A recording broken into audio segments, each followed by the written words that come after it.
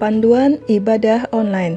Sebelum kita masuki ibadah, marilah kita cermati panduan ibadah online berikut ini. Pilihlah tempat atau ruangan yang nyaman dan tenang dan terhindar dari hal-hal yang dapat mengganggu jalannya keikutsertaan beribadah.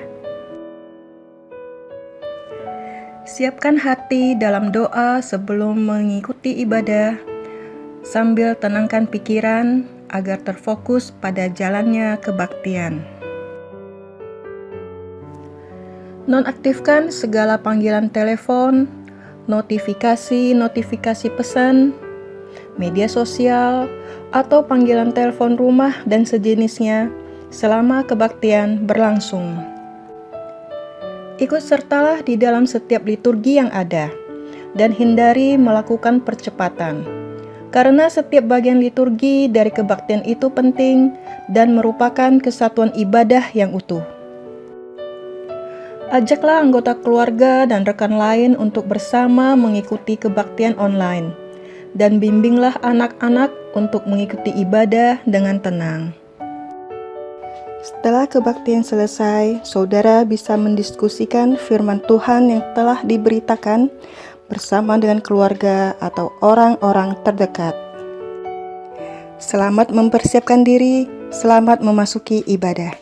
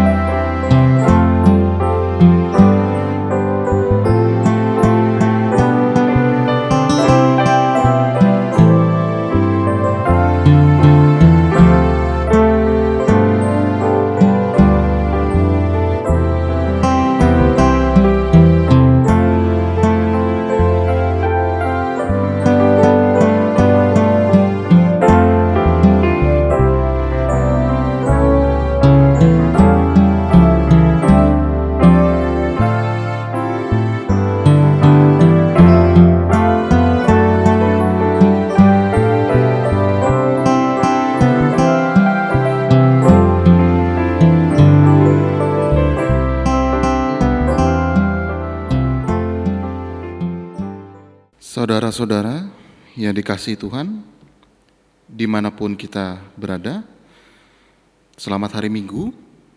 Sekalipun kita semua belum bisa beribadah di dalam gedung gereja, kita meyakini bahwa Allah hadir di dalam ibadah yang kita lakukan di rumah kita masing-masing. Dan pada saat ini, kembali Tuhan memanggil dan mengundang kita semua, baik anggota jemaat GKI Sunter maupun anggota simpatisan yang mengikuti ibadah online ini untuk bersekutu bersama. Mari kita memuliakan nama Tuhan dan bersukacita di dalam Tuhan yang menyelamatkan dan mengasihi kita.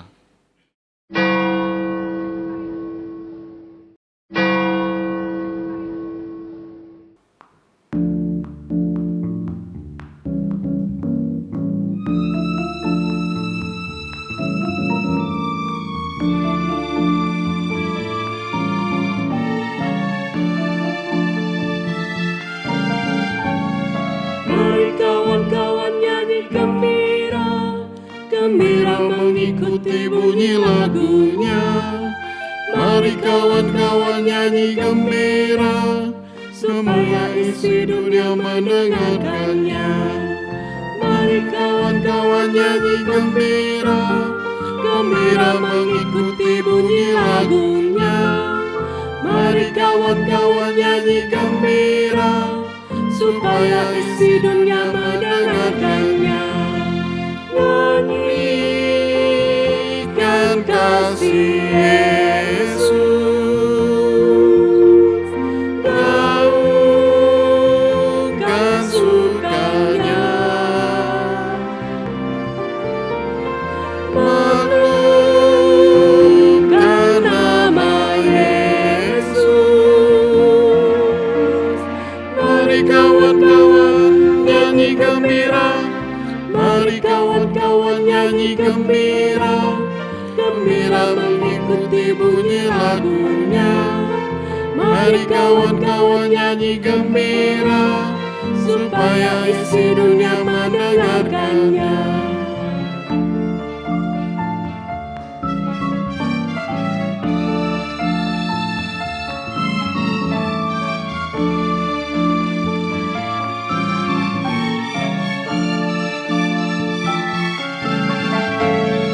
Mari kawan-kawan nyanyi gembira, gembira mengikuti bunyi lagunya.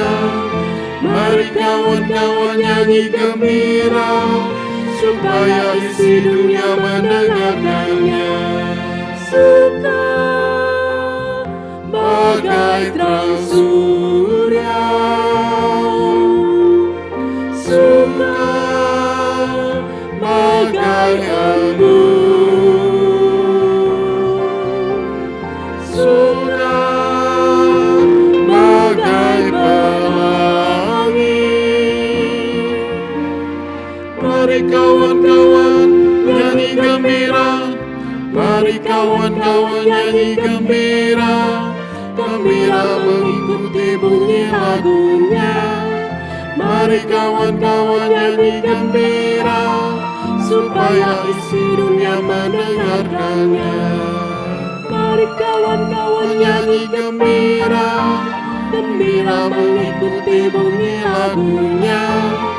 Mari kawan-kawan nyanyi gembira, supaya isi dunia mendengarkannya.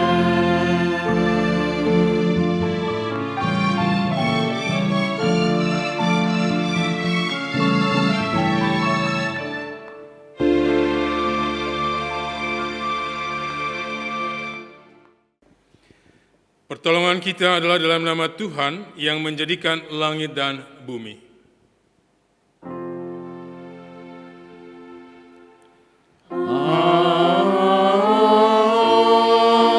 Amin, amin, amin.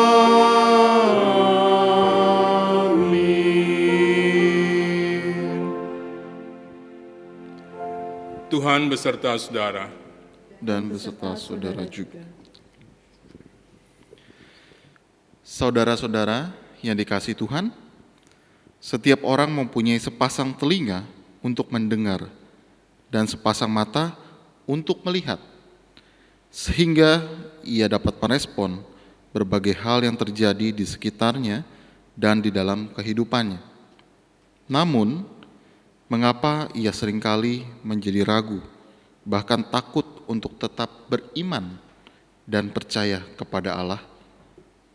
Padahal di dalam Yesaya 55 ayat yang ke-11 dikatakan, "Demikianlah firman-Ku yang keluar dari mulutku. Ia tidak akan kembali kepadaku dengan sia-sia, tetapi ia akan melaksanakan apa yang Ku kehendaki dan akan berhasil dalam apa yang Kusuruhkan kepadanya." Baiklah, kita menyimak tema khotbah kebaktian minggu ini, beriman dan percaya di tengah pandemi.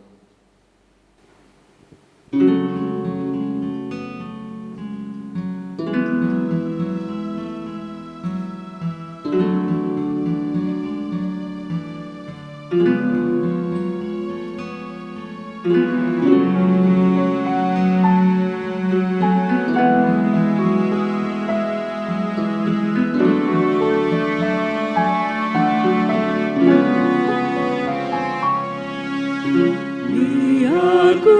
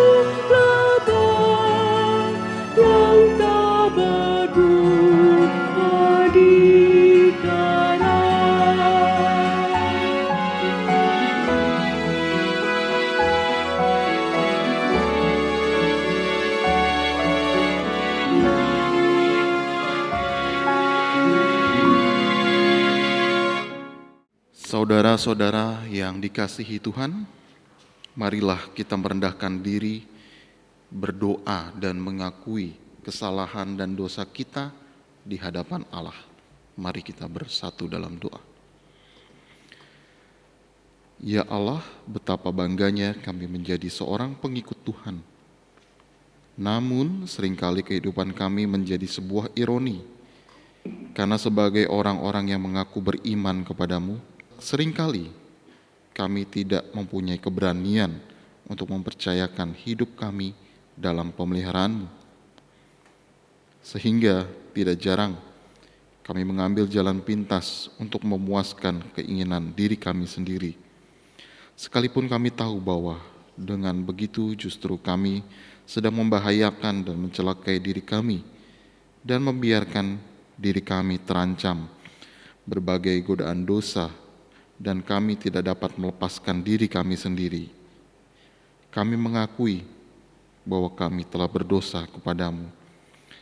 Ampuni kami ya Allah, kasihanilah kami ya Kristus, dan selamatkanlah kami.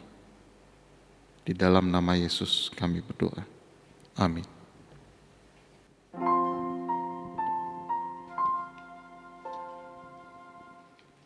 Tuhan kasihani, Kristus kasihani, Tuhan kasihani kami. Tuhan kasihani, Kristus kasihani, Tuhan kasihani kami.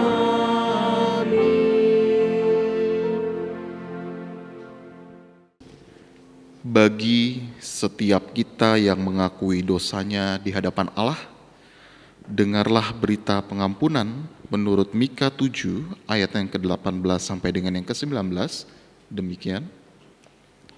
Siapakah Allah seperti Engkau yang mengampuni dosa dan yang memaafkan pelanggaran dari sisa-sisa miliknya sendiri, yang tidak bertahan dalam murkanya untuk seterusnya, melainkan berkenan kepada kasih setia. Biarlah Ia kembali menyayangi kita, menghapuskan kesalahan-kesalahan kita, dan melemparkan segala dosa kita ke dalam tubir-tubir laut. Demikianlah berita anugerah dari Tuhan.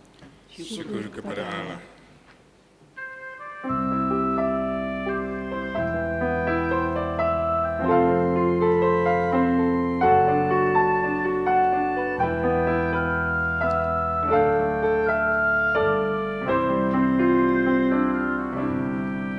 Ku beroleh berkat yang tak kunjung lenyap, yang tidak diberi dunia.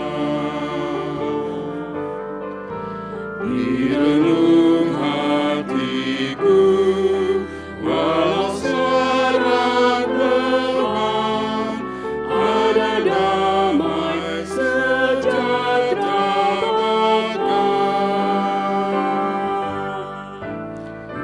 Yesus yang selalu tinggal serta, Ia di dalamku, ku dalamnya. Aku senantiasa menyertai-Mu. Itulah janji-Nya kepadaku. Saat damai penuh masuki hatiku, dunia menjadi cerah. Kesusahan lenyaplah berterbit terang, Yesus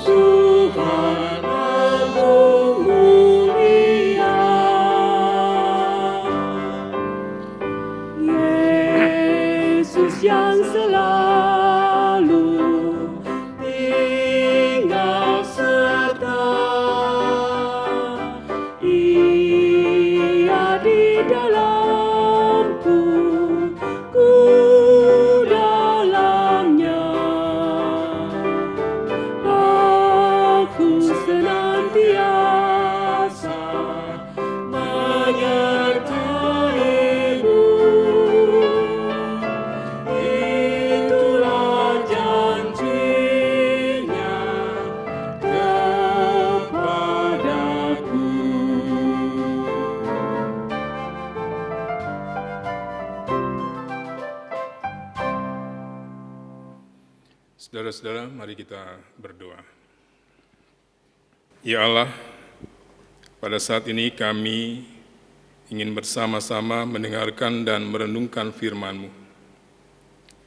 Biarlah kiranya Roh-Mu yang kudus berkuasa atas setiap kami, dan Engkau memampukan hamba-Mu untuk menyampaikan firman-Mu, agar jemaat Tuhan boleh mendengar dan mengerti, dan mereka boleh hidup sesuai dengan apa yang Engkau kehendaki. Di dalam nama Tuhan Yesus, kami berdoa. Amin.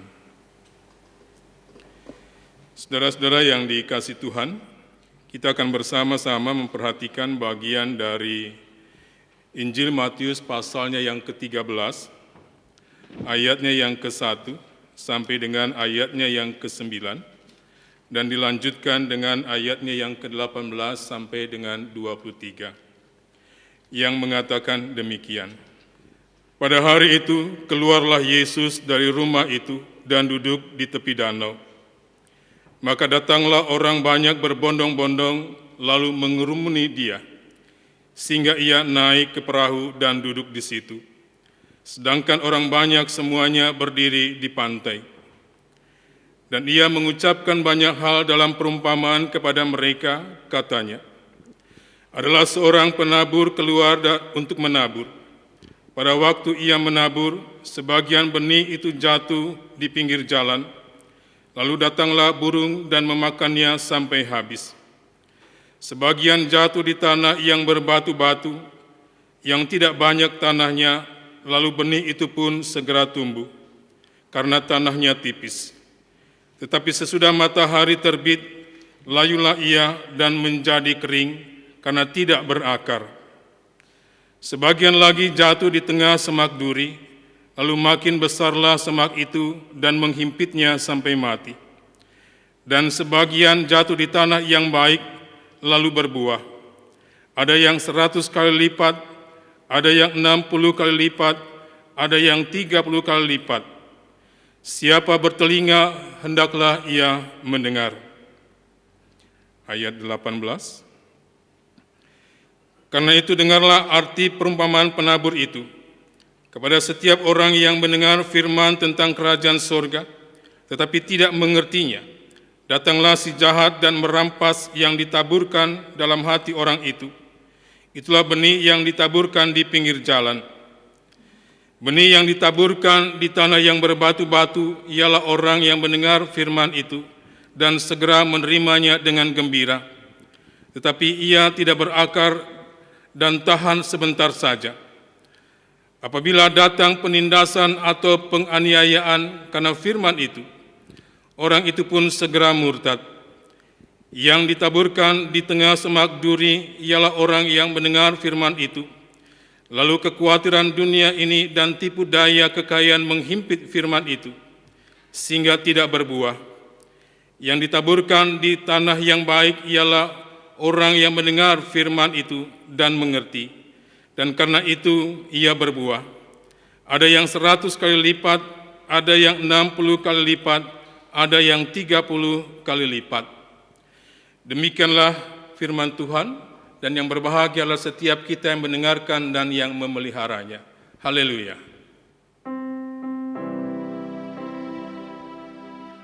Haleluya, haleluya, haleluya.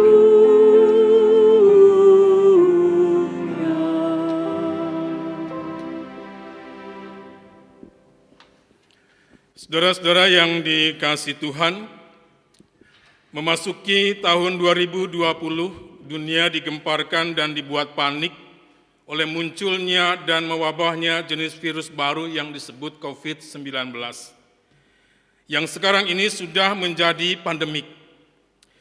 Virus ini tidak hanya sekedar mematikan karena telah merenggut ribuan nyawa orang, tetapi juga melumpuhkan bahkan siap menghancurkan kehidupan normal masyarakat. Karena pandemi COVID-19 juga telah menghilangkan mata pencaharian banyak orang, dan sebagian dari kita ada di dalamnya. Kenyataan itu memunculkan banyak reaksi bukan hanya dari bidang medis atau bidang ekonomi, tetapi juga dari bidang keagamaan yang diperlihatkan melalui sikap orang-orang beragama terhadap pandemi COVID-19 ini. Seperti yang terjadi dalam sebuah percakapan singkat antara seorang penjaga di pos pemeriksaan sebuah bandara yang bertanya kepada seorang pendeta yang akan melakukan perjalanannya. Penjaga itu bertanya kepada pendeta, apakah Anda memiliki masker dan pembersih tangan? Dengan keyakinan dan percaya diri yang tinggi, pendeta itu menjawab, Yesus adalah pelindung saya. Dia adalah pembersih saya. Lainnya berkata bahwa dia tetap melakukan pencegahan atas virus, tetapi persekutuan peribadatan adalah hal yang utama baginya, dan ia tidak bisa terinfeksi oleh virus apapun. Sementara praktek-praktek ritual keagamaan mulai dibatasi, karena tempat-tempat keagamaan pun dimungkinkan untuk meningkatkan resiko penyebaran dan penularan COVID-19. Tentunya pernyataan dan sikap yang diperlihatkan itu, baik oleh gereja maupun oleh orang-orang beragama, merupakan cerminan dari pemahaman dan penghayatan iman dan percayanya, sekaligus merupakan respon gereja dan orang-orang beragama itu terhadap firman Allah ketika mereka diperhadapkan dengan realitas pandemi COVID-19. Namun ketika para ilmuwan dan para pemimpin negara atau dunia sekuler hanya mempunyai beberapa jawaban untuk mengatasi kepanikan manusia, seharusnya agama bisa tampil ke depan menjadi penghibur atau yang memberi pengharapan bagi miliaran orang yang menghadapi pandemi COVID-19 ini. Bukan untuk tampil dengan keangkuhannya, sehingga ada banyak orang beragama yang mungkin secara tidak sadar sedang menyebarkan virus atas nama kesalehan. Itulah sebabnya menarik untuk diperhatikan ketika Yesus mengakhiri pengajarannya melalui perumpamaan seorang penabur. Ia berkata, siapa bertelinga hendaklah ia mendengar. Saudara-saudara yang dikasihi Tuhan, ketika Yesus menyampaikan perumpamaan ini, ia tidak sedang mengajar para pendengarnya tentang ilmu pertanian, melainkan Yesus menginginkan agar para pendengarnya mengerti bahwa sesungguhnya tidak ada yang salah dengan sang penabur, tidak salah dengan benih yang ditabur, atau dengan berbagai jenis tanah yang ada. Tetapi Yesus mau memberitahukan kepada para pendengarnya bahwa ada sesuatu yang harus diwaspadai oleh mereka, yaitu pengaruh dari luar yang akan mengambil benih itu. Ada kekuatan lain yang bisa membuat seseorang mengabaikan firman Allah, seperti yang digambarkan oleh Yesus sebagai burung, sebagai matahari, sebagai semak duri, sehingga firman Allah tidak ada pengaruhnya bagi mereka. Firman Allah tidak terlaksana di dalam diri dan hidup mereka. Dan hal yang menarik adalah Yesus tidak memberi banyak penjelasan mengenai benih yang jatuh di tanah yang subur itu. Mengapa? Hal yang pertama, karena usaha untuk menabur firman Allah bukanlah hal yang sia-sia. Karena tetap akan ada benih yang jatuh di tanah yang subur. Itu sebabnya di dalam Yesaya pasal 55 ayat 11 dikatakan, demikianlah firmanku yang keluar dari mulutku, ia tidak akan kembali kepadaku dengan sia-sia, tetapi ia akan melaksanakan apa yang ku kehendaki dan akan berhasil dalam apa yang kusuruhkan kepadanya. Mereka yang mendengar firman Allah dan mengerti kehendak Allah, mereka akan menghasilkan buah 30 kali lipat, bahkan 60 dan 100 kali lipat. Karena mereka tidak hanya mendengar dan menerima firman Allah, tetapi mereka mempercayainya juga. Mereka membiarkan firman Allah itu mempengaruhi dan menggerakkan seluruh diri dan kehidupan mereka, sehingga sikap dan perilaku mereka termotivasi untuk mewujudkan firman Allah. Hal yang kedua, karena Yesus menaruh perhatian lebih pada kegagalan daripada keberhasilan menabur atau mewartakan firman Allah. Karena kegagalan untuk merespon dan menanggapi firman Allah dengan benar melalui pandangan dan sikap hidup bukan hanya memberikan kesempatan kepada kekuatan di luar diri kita supaya kita tidak menghasilkan buah, tetapi juga merusak dan menghancurkan kehidupan diri sendiri maupun kehidupan bersama orang lain. Dan pandemi COVID-19 ini yang terjadi pada sekarang ini bisa saja menjadi sebuah kekuatan di luar diri kita, yang bisa membuat kita baik sebagai gereja maupun sebagai orang-orang yang beragama mengalami kegagalan beriman dan percaya kepada pemeliharaan Allah. Dan menurut Yesus, dalam bacaan kita minggu ini, ada 3 hal yang menyebabkan gereja dan orang-orang beragama mengalami kegagalan beriman dan percaya di tengah pandemi COVID-19 ini.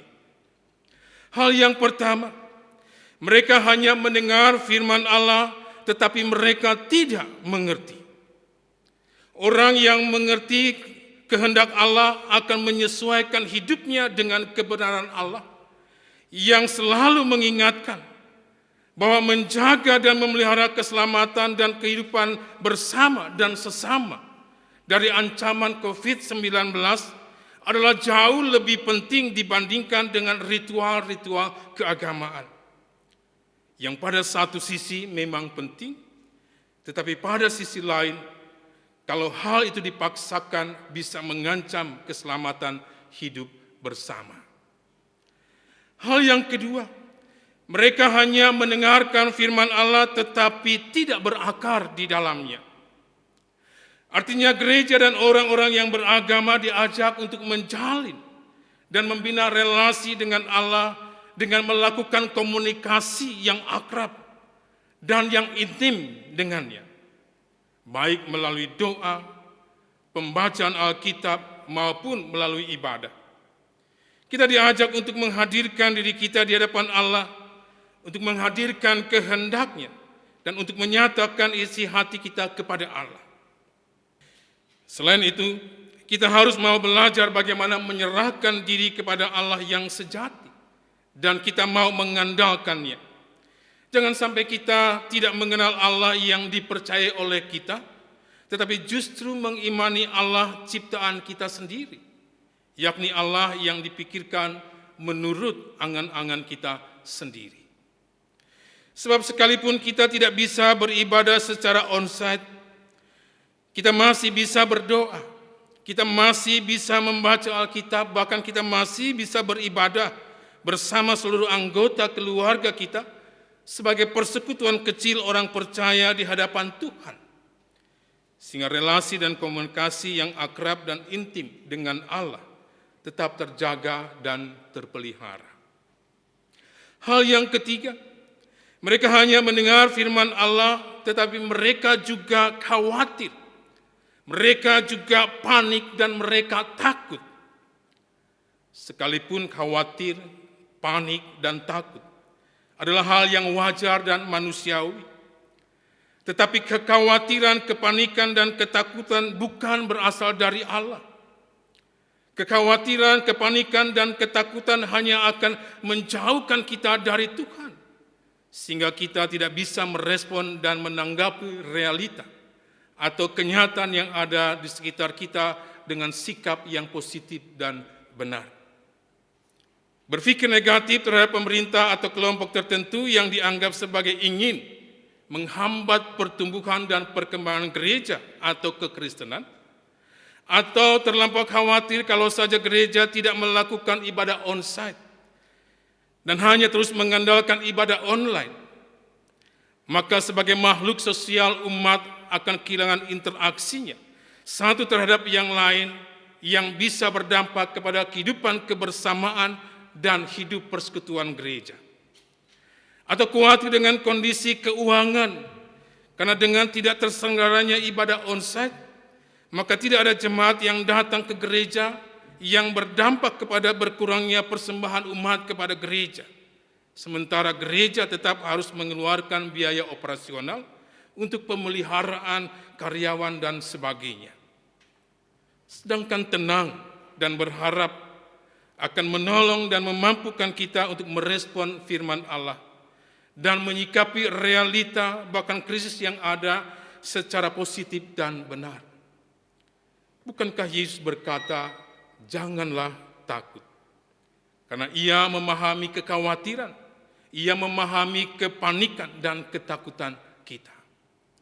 Saudara-saudara yang dikasihi Tuhan, ketika gereja dan orang-orang beragama mendengar firman Allah dan mengerti apa yang menjadi kehendak Allah, maka kehidupan beriman dan percayanya pun akan terlihat ketika gereja dan orang beragama itu bersikap terhadap realita yang ada dan yang diperhadapkan kepadanya.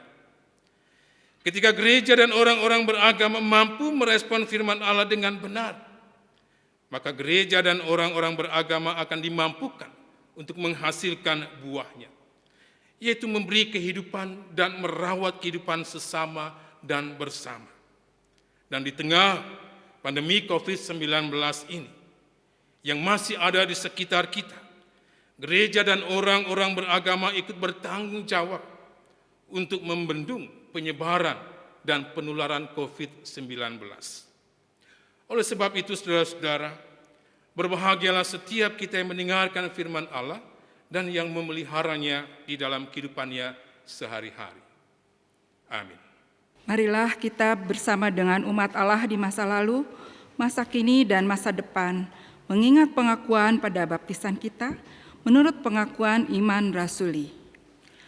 Aku percaya pada Allah, Bapa yang Maha Kuasa, Khalik langit dan bumi, dan pada Yesus Kristus, anaknya yang tunggal Tuhan kita, yang dikandung daripada Roh Kudus, lahir dari anak darah Maria, yang menderita sengsara di bawah pemerintahan Pontius Pilatus, disalibkan, mati dan dikuburkan, turun dalam kerajaan maut. Pada hari yang ketiga, bangkit dari antara orang mati, naik ke surga, duduk di sebelah kanan Allah, Bapa yang Maha Kuasa, dan dari sana ia akan datang untuk menghakimi orang yang hidup dan yang mati.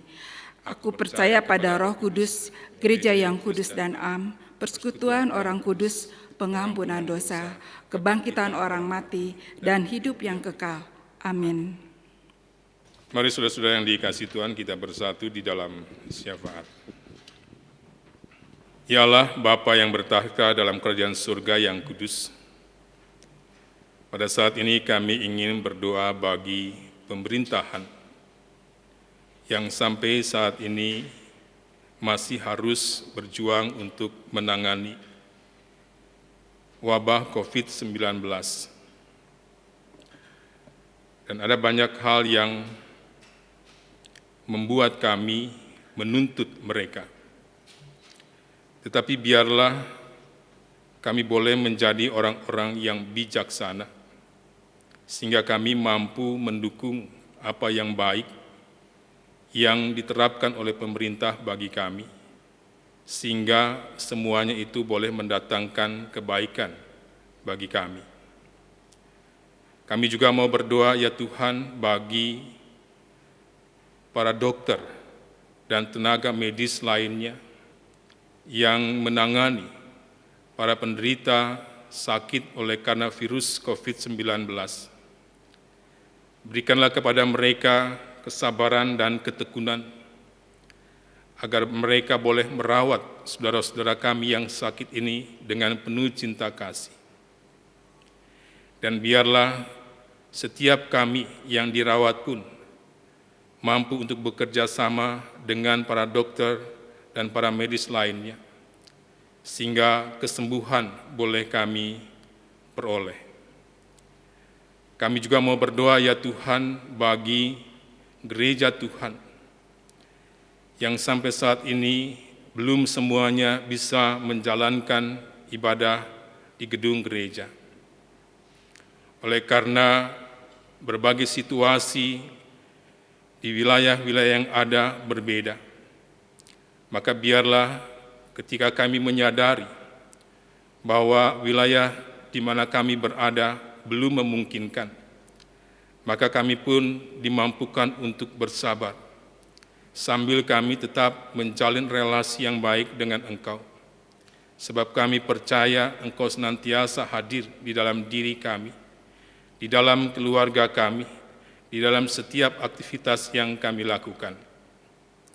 Kami berdoa juga ya Tuhan bagi saudara-saudara kami yang kehilangan pekerjaan oleh karena pengetatan, pengecilan yang dilakukan oleh tempat di mana mereka bekerja, sehingga mereka harus kehilangan pekerjaan, bahkan kehilangan mata pencarian, dan mereka mengalami kendala tidak dapat mencukupi apa yang menjadi kebutuhan hidup mereka. Berikanlah kepada mereka pengharapan agar mereka boleh tetap mengarahkan pandangan hidup hanya kepada Tuhan, sehingga mereka pun dimampukan dengan bijak menyikapi keadaan yang mereka jalani dengan penuh syukur kepada Tuhan. Bapa dalam surga, kami berdoa bagi setiap anggota jemaat Tuhan, dimanapun mereka berada, baik anak-anak kami, para orang tua kami yang sudah lanjut usia, maupun setiap anggota dewasa, anak-anak remaja, dan pemuda. Biarlah kiranya Engkau memberkati kami dan setiap kami mampu untuk menciptakan satu kehidupan yang utuh di dalam keluarga. Dan kami boleh tetap menjadi persekutuan yang percaya kepada Tuhan, sehingga kami mampu menjalin relasi dengan benar. Inilah yang menjadi doa kami ya Bapa, yang kami panjatkan hanya dalam nama Tuhan kami, Yesus Kristus.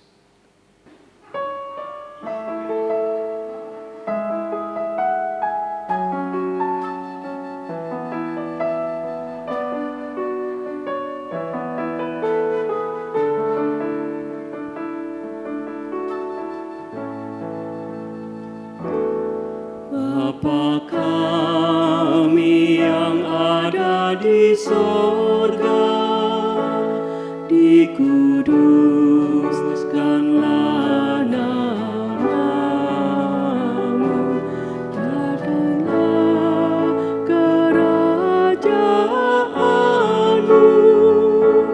jadilah kehendakmu di bumi seperti di sorga.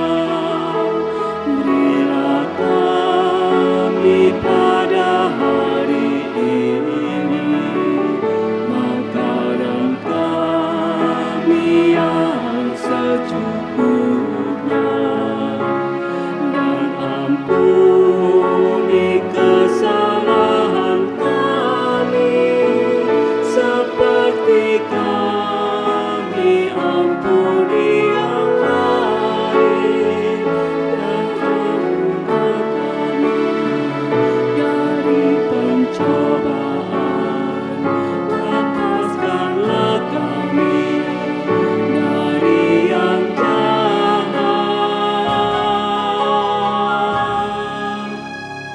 Sebab Engkau yang punya kerajaan serta kuasa dan kemuliaan sampai selama-lamanya.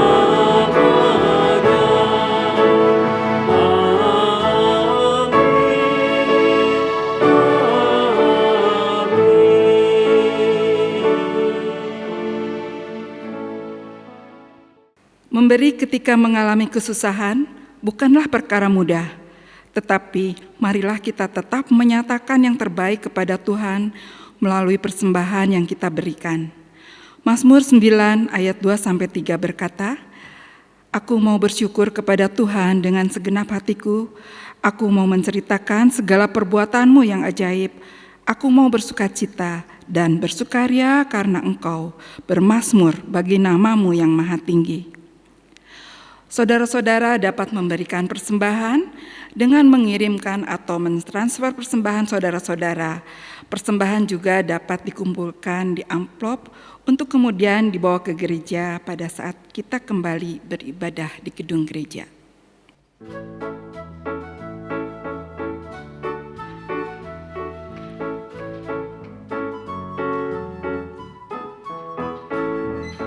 Tabur waktu pagi, tabur benih kasih, tabur waktu siang, terus sampai senja.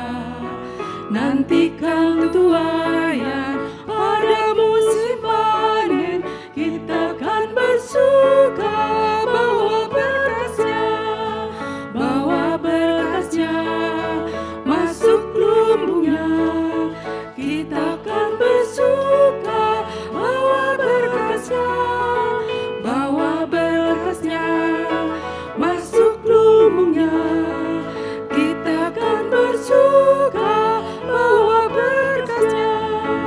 Maju walau sukar, tabur bakti Tuhan, biar jiwa raga susah dan lelah. Sampai akhir nanti kita disambutnya, kita kan bersuka bawa berkasnya, masuk lumbungnya.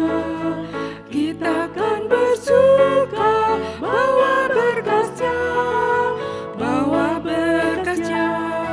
masuk lumbungnya. Kita kan bersuka bawa berkasnya.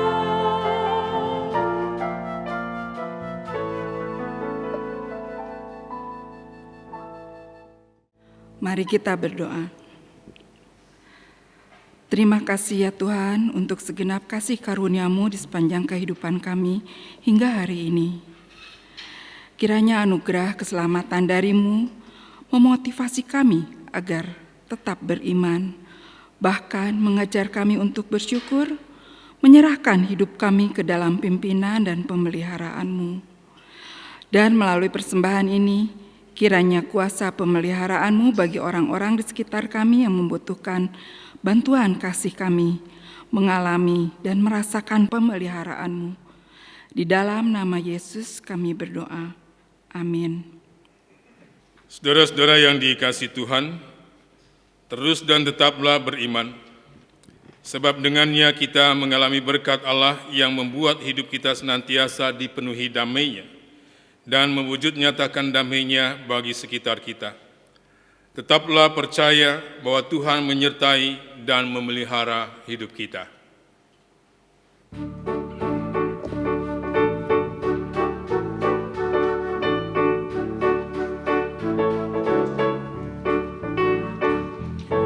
Tuhan tolonglah, bangunkan iman, pulihkanlah kasih yang remuk. Tuhan tolonglah, bangunkan iman, pulihkanlah kasih yang remuk. Ubahlah hatiku, jamahlah diriku, biar di tangan-Mu berbentuk.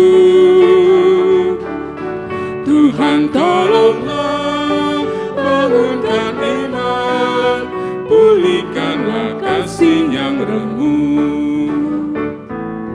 Urapi Tuhan bibir mulutku, jadi saksi kebaikan-Mu.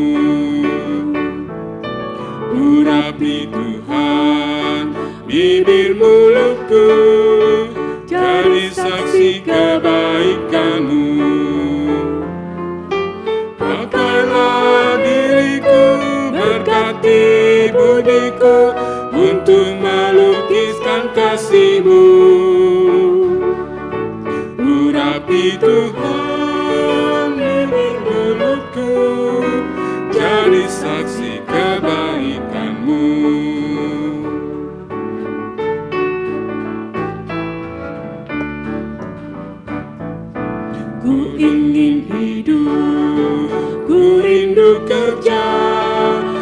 makin giat dan makin tekun. Ku ingin hidup, ku rindu kerja, makin giat dan makin tekun. Kuatkan batinku, hidupkan tekadku, menjadi bentara kasih-Mu. Ku ingin hidup, ku rindu kerja, makin giat dan makin tekun.